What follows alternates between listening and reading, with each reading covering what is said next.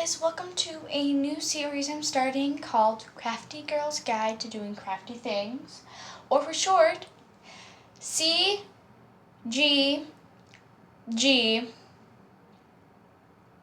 C, T, because I'm too lazy to add all the letters together. So recently, I've been working on a new project, which is involved making a fursuit. So as you can see, I built kind of the head part, and I got the ears done. And right now, I have just completed the paws, which are cute, and they got little paw. They're gonna have little heart-shaped paw pads. That's just testing out a paw pad. So yeah, that's what it looks like right now. Big fingers. So we're gonna dye the fur pink. So what you'll need a plate. A little plastic dish is what I like using.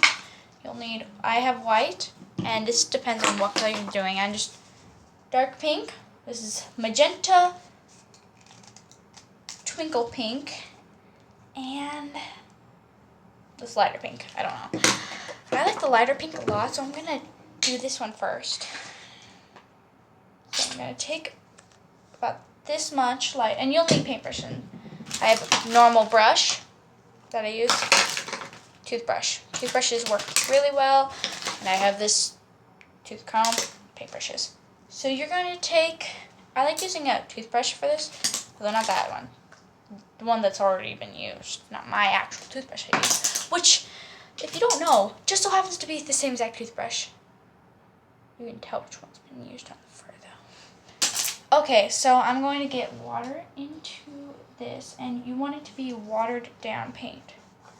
So, it depends on how runny you make it. Don't make it too runny, or else it'll be like soup and it'll be gross. Don't make it too thick. You want it to be watery paint.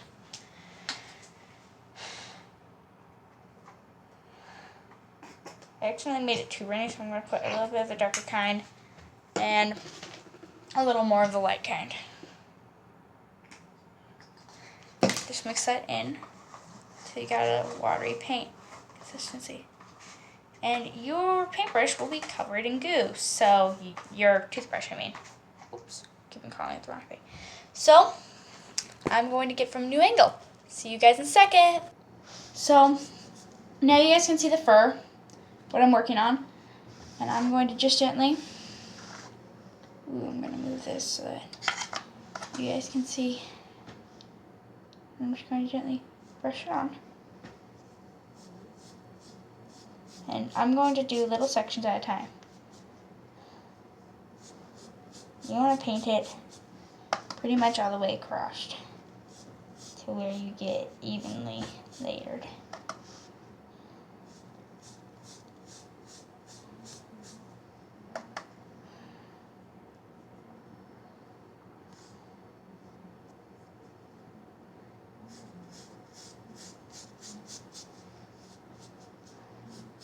So once you get that much done, you're going to take a thin tooth. Oh, fell down onto my carpet. No. Okay. You're going to take a thin toothbrush. You're going to comb it through. Getting down worked into the roots. And you're going to brush it back. And I like it being smooth and soft. So I tend to brush it a whole heck of a ton, which is not really good for the fur, but for this fur, it tends to like sting. There's so much fur actually on it that you will have to brush it a lot. You will have to brush it before, after, and anytime it's starting to look nasty, because it is like that. I think brushing is calming, but don't brush it too often or else it's going to get really gross. And brush it to the side. Brush it to this side, brush it to that side, brush it back down, and because of how it layers up in here, take that out and brush it down again until it's going back to the original flow. Brush it back up, brush it back down. Just do this until it is thoroughly blended and almost, well, dry.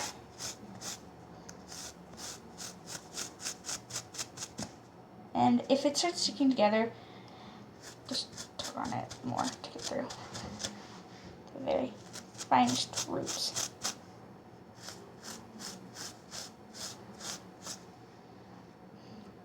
So once you do that, I'm going to brush it up again, thoroughly getting down to the roots, and you'll continue thoroughly until your whole piece is dyed. Now, this is one of the ways. You can always do it from the back and just dye it from the back of the fabric, and it'll go down into the fur after letting it soak for like, what, a day. I'm too lazy to do that, and I don't like waiting. I'm a very impatient person. So, it's not that I'm lazy, it's just I hate waiting.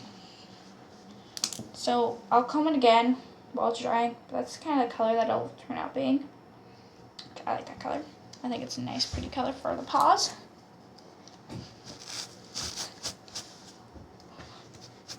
I'm just going to comb it sporadically until it gets nice. And once you get to about now, after combing it through several times, you want to comb it with a normal brush. Use a dog brush if you have it. We don't know where our dog's brush went, so I'm just using this nice, gentle brush. With it has extra bristles on it, so that's why I'm using it. So if you have a brush with extra bristles, like a whole bucket load of bristles, use it on your fur, because it'll work similar to a dog brush. And I like doing layers because then it just helps get the color soaked in more. Better. I was testing out different ways to do it on fabric, on little pieces of this fabric, and I found that this is the most effective way if you do layers, because then you'll get the color you want better. And when you're doing the second layer, after I finish all of this, you want to actually make it slightly darker, because then you will get the color that you want better. Found out, so I'm going to finish doing this and then I will be back. A quick side note, it will end up drying lighter than your original color, as over here it is very pale, as in over here it is actually very bright. I don't know if you can tell on the camera because beauty's on, but this is actually really light compared to this side, so yeah. It looks pretty though. So, yeah, I thought you might want to know. Okay, bye guys. Okay, now that we're back, I'm going to set this to the side for a second. Take my my palette out, and I'm going to clean it off quickly. Because this pink color that's on it does not look fabulous right now. And the cleaner it is, the easier it will be to get new color on it. And I'm going to clean off my paintbrush while at it because. Okay, clean paintbrush. Clean toothbrush, clean palette. You're going to take this dark pink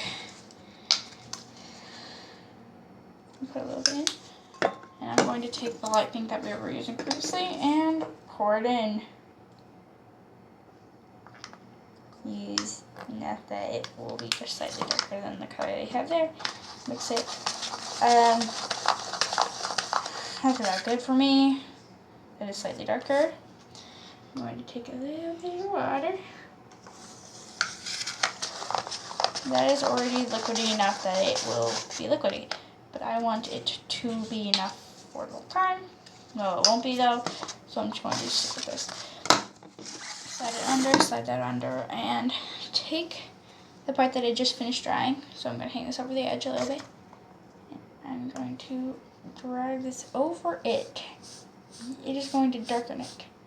Now I just want to darken the tips. So what you want to do is make it slightly watery, slightly more watery.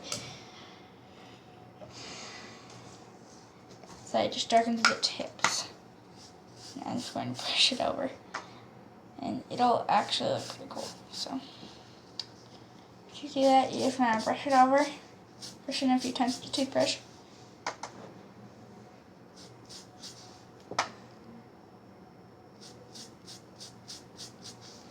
I'm just going to do that a few times until I get all the way to here. And because of how annoyingly stupid this is, I'm going to do it all the way down. Just a little bit more.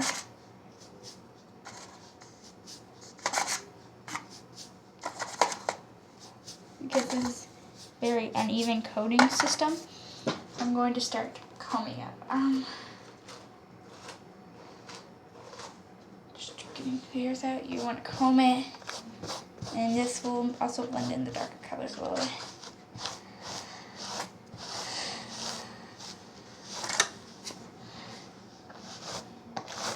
It'll be useful if you blend in the colors out the way. Then it won't look so absurd, even though it might be a little shading difference in some spots. Still looks pretty cool to me. And on there it looks really splotchy, but in real life, actually, you can't really notice it too much. It's just kind of darker on one edge. So here's my wall of pinkness. Yay.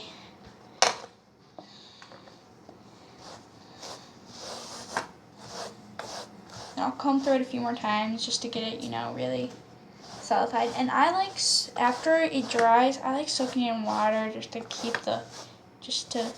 it, and then combing it out again, just to keep the paint to stay on for a while. So to keep it pink on it, to make it do this, I'm just going to dry it, and I'll come back in a few seconds. Okay, guys, hope you enjoyed this easy tutorial, and yeah, bye.